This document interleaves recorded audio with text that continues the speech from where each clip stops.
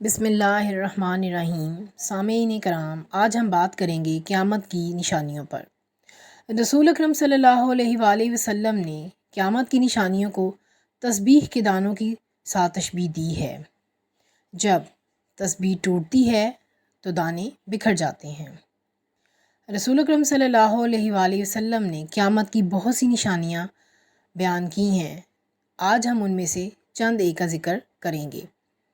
جب قیامت نزدیک ہوگی تو لوگ نمبر 1، قرآن مجید کو موسیقی کے طرز پر تلاوت کریں گے۔ نمبر 2، اسلام پر عمل کرنے والے پر لوگ تعجب کریں گے اور انہیں نیا سمجھیں گے۔ نمبر 3، ہر آنے والا زمانہ گزرے زمانے سے بدتر ہوگا۔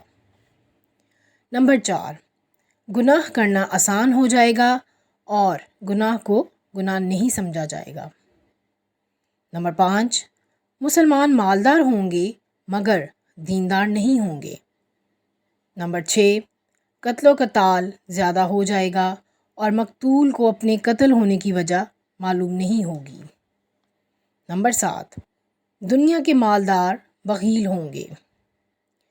نمبر 8، جہالت عام ہو جائے گی، لوگ دینی تعلیم سے غافل ہوں گے مگر دنیاوی تعلیم یافتہ ضرور ہوں گے۔ نمبر 9، لوگ زکوٰۃ کے حقدار نہیں ہوں گے مگر زکوٰۃ کے طلبگار ہوں گے۔ نمبر 10، زمانے میں برکت ختم ہو جائے گی، سال مہینے اور مہینے دن جیسا اور دن گھنٹے جیسا ہو جائے گا۔ نمبر 11، عرب کی سرزمین پر سرخی آ جائے گی اور مدینہ منورہ کی آبادی زیادہ ہو جائے گی۔ نمبر 12، لوگ صحیح احادیث سے انکار کریں گے اور جھوٹی احادیث بیان کریں گے۔ نمبر 13، مال سے محبت کی وجہ سے بیوی بھی اپنے شوہر کے ساتھ تجارت میں شریک ہوگی۔ نمبر 14، شراب کا استعمال عام ہو جائے گا۔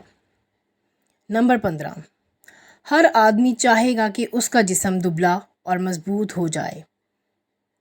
نمبر 16، بے حیا عورتیں اور موسیقی کے آلات زیادہ ہو جائیں گے۔ نمبر 17، لوگوں کی نماز اور زندگی میں سکون ختم ہو جائے گا۔ نمبر 18، جھوٹ بولنا عام ہو جائے گا اور لوگ جھوٹی گواہی دیں گے۔ نمبر 19، دین پر عمل کرنا لوگوں کے لیے مشکل ہو جائے گا۔ نمبر 20، زنا آسان اور زنا کے اسباب زیادہ ہوں گے۔ نمبر 21، مسلمان ہر عمل میں کفار کی پیروی کریں گے۔ نمبر 22، قرآن مجید کو لوگ ذریعہ معاش بنائیں گے۔ نمبر 23، کفر آسان ہو جائے گا۔ نمبر 24، سود عام ہو جائے گا۔ نمبر 25، فتنے زیادہ ہو جائیں گے اور دینی علم کم ہو جائے گا۔ نمبر 26، مرد کم اور عورتیں زیادہ ہو جائیں گی۔